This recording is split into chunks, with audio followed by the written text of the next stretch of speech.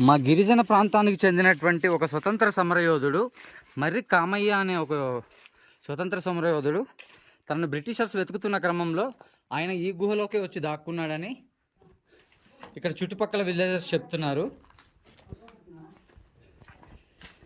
ఈ గుహ ఇంకా ఇలా చాలా లోపల వరకు ఉంది.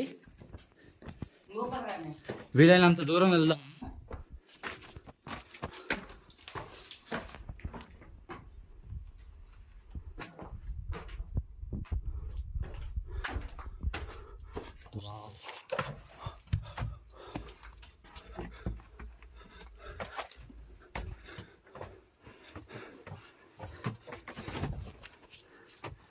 గుహ లోపలికంటూ వచ్చాము. చిన్న అట్లే బయట చూపిద్దాం.